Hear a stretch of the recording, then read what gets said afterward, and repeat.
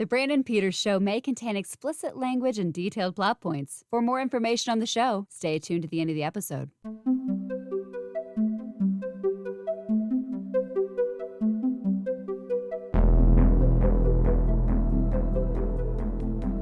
Happy 4K Blues Day, everyone. Brought to you by whysoblu.com. Welcome back. Another week in a row. If you notice, these are a little more frequent. It's getting that time of year where all the Blu-ray distributors, the studios, they ramp up for that holiday season, and it begins in September. And we're here now. September, October, and a lot of November, full of new titles coming out, biggies that they want people to buy for gifts and stuff. It really loads up, and as a reviewer, it's awesome. And it also gets on my anxiety a lot because I get a lot of stuff in and I gotta type up stuff. But that means for you, I'm going to have a lot more 4K BLUsday to offer around. Maybe some more giveaways going on. Got one right now. Hashtag Justice for Brandon. F9, The Furious Saga on Blu-ray. Enter now. Do it. If you saw it earlier, there's another video. Check it out. It's great. Anyway, but yeah. So a lot of stuff coming in. I've got stuff. I've held off till today because I wanted more stuff. If you notice, I just made a video Thursday. I'm already back Tuesday, and I've got enough for another one. So 4K BLUsday is going to be ramping up, hopefully a bit. I'm going to be overwhelmed with these. It happens every year to me, and I'm like, I'm going to quit. I'm done. Oh, I tell everybody I know this might be my last year. And then I get through it. December and January and February coast a bit. And it just repeats. I enjoy sharing the passion of Blu-ray and home video and film through my writing and stuff and these videos and sharing with you and collecting and trading collector stories. Stephanie Crawford, one of my recurring guests on the show, is one of my favorite people to talk about it with as well. Like Aaron Neuwirth, Yancey, Burns, you know him from the commentaries. I like talking about this nerd stuff. Gerard Uribe, Brian White from Why So Blu as well. But yeah, so it's kind of a thing. I can't get rid of it. I'll talk, I'll gripe, I'll whine about it. I'm just film nerd theater. That's all. So, but let's begin with a new stack. Beginning with something I forgot last time. I was such an idiot. It was even in the picture for the episode. And I didn't do it because when I sat down to record, because I did that picture before, I was like, oh yeah, I already did Dune. No, I didn't. I didn't do Dune at all, and I skipped it. And then I felt like an idiot because it was in the picture. So here's Dune from Arrow. I already popped it in. It's a nice disc. This movie, I keep growing fonder for it, and I really don't think it's that bad. I read the book Dune last year. Going back to this is a good shortcuts version of it almost. But it also has some overly Shakespearean stuff that's really silly and goofy to make it fun. Unintentional humor in that regard. But I dig it. I dig it. So Dune comes in one of these. I haven't flipped it yet, have I?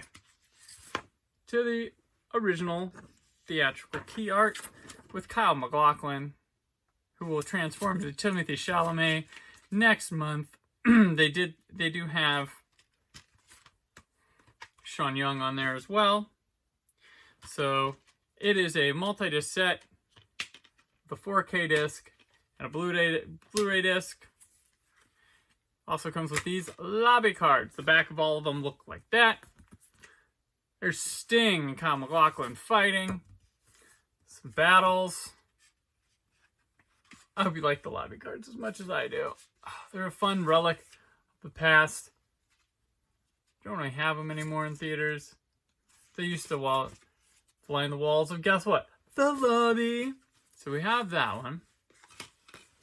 Alright, it's also, in typical Arrow fashion, comes with Dune, the book, with essays and pictures and stuff. We got all of it here. Just fun. So much Dune, Arrakis, the Fremen. Got Duke Leto Atreides, David Lynch, looking studly. Just so much good stuff. Everything you want to do. There was a documentary for this that got ixnayed that was already in process. So kind of sucks it's not there, but maybe we'll see it one day. That would be important. We also, of course, in Arrow fashion, we get Dune, the poster, and Dune, the poster for the Blu-ray art. So, Dune, Dune, Dune, Dune. I'm glad I got to do it for you. I'm kind of embarrassed I didn't last week. I know nobody probably cares but me, but I did, and I was embarrassed. So, and next month, remember to do the Dune, and if you're feeling safe, and it is safe, go see it in the theater, larger than life. I haven't seen it yet, but that'd be the best way to do it. All right, moving on. We've got the latest from Disney 4K Ultra HD. I got Black Widow, the latest Marvel 4K Ultra HD. Shang-Chi's in theaters right now. Black Widow, the most okayest Marvel movie possible. I mean, it's fine. Does its spy thing.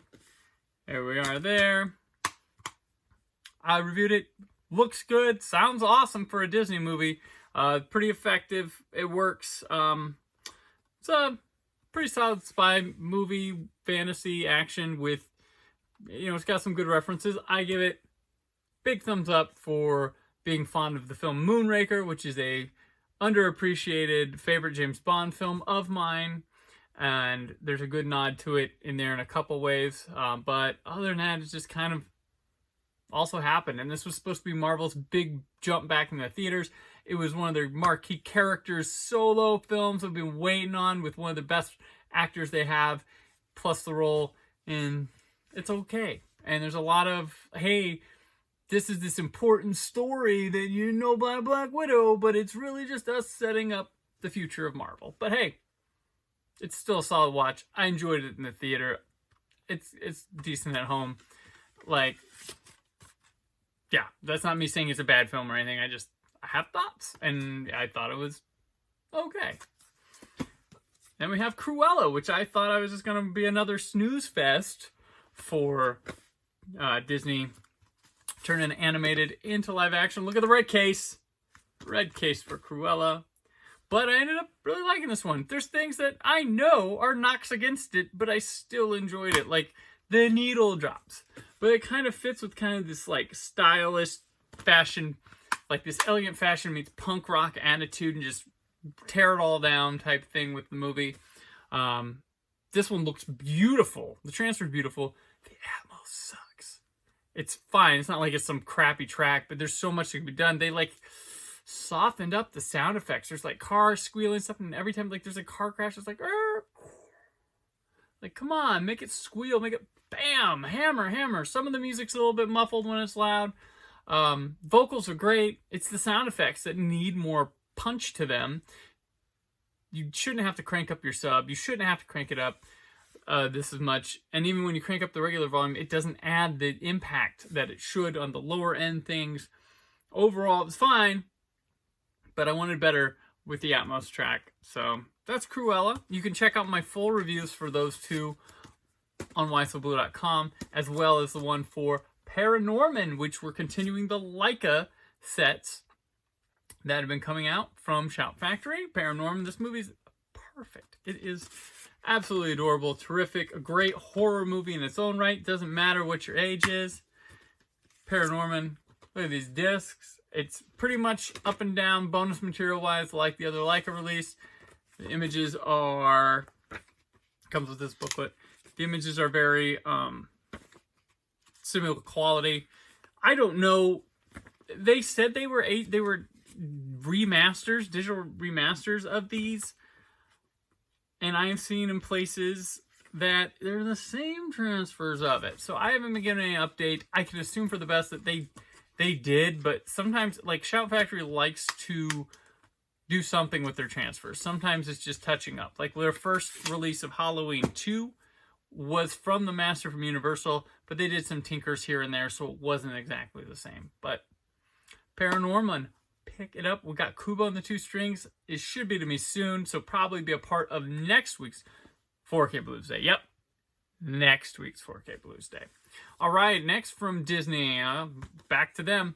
I've got Unbreakable, the M. Night Shyamalan one, which is a nice surprise coming out here. I would hope they do The Sixth Sense, Signs, and The Village, but we'll start with Unbreakable.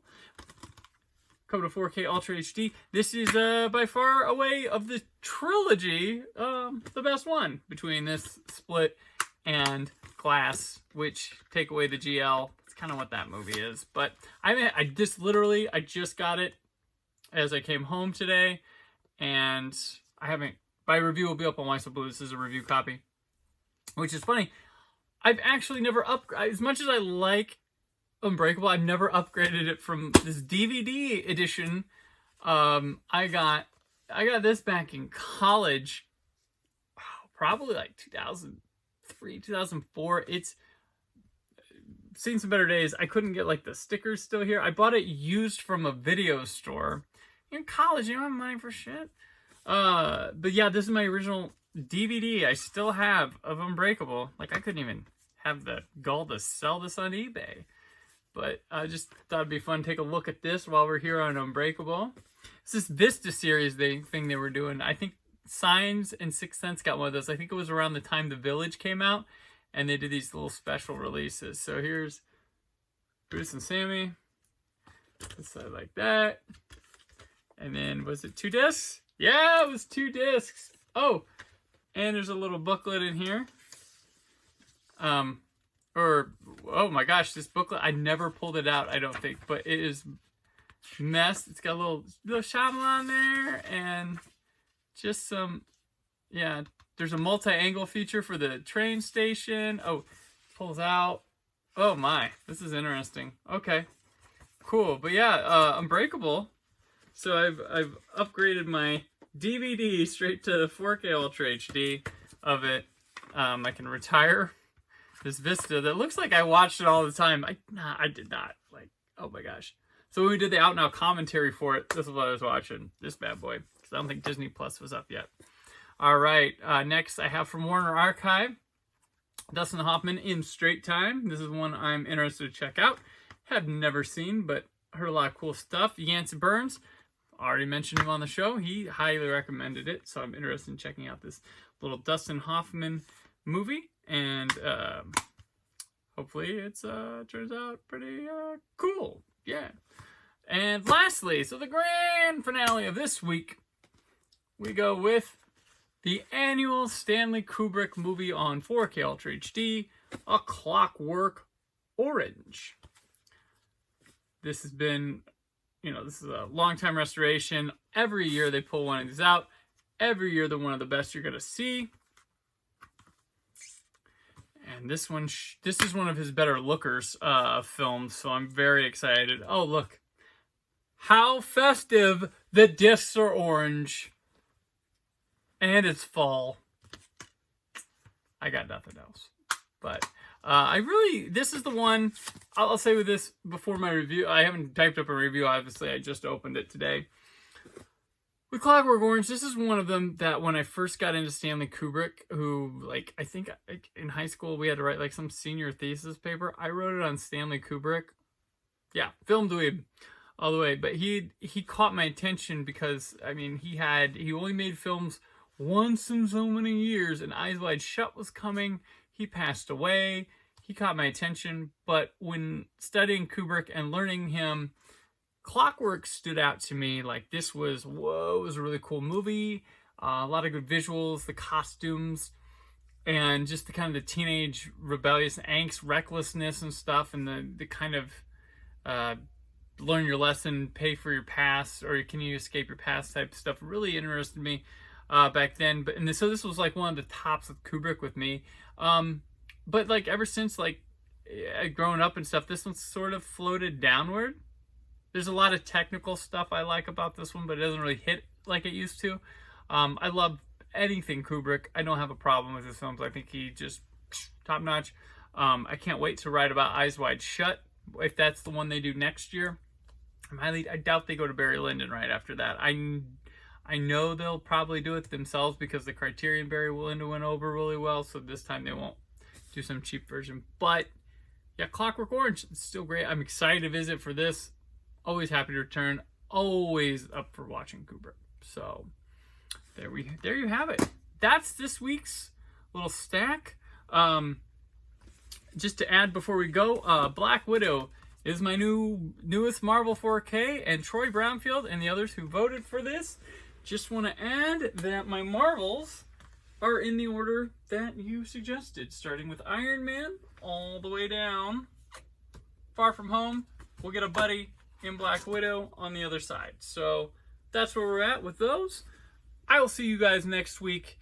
And yeah, if you want stuff featured on 4K BLUsday, hit me up at Brandon4KUHD on Twitter and Instagram. That's also where you hit me up too, if you're not going in the comments, for the F9, the Fast Saga on Blu-ray contest, which is #JusticeForBrandon. Thank you for watching. I always appreciate it. This is like the this is one year of doing the Brandon Peters show, and so that means 4K BLUsday has also had its 1 year. And I appreciate everyone who's come along for this ride, who's enjoyed, who's chatted up in the comments, said so many good things about this particular segment. This is a very popular segment. Happy to do it for you.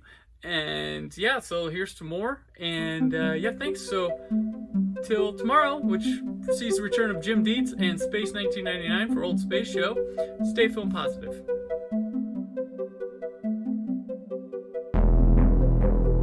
Thank you for listening. The Brandon Peters Show is a Creative Zombie Studios production.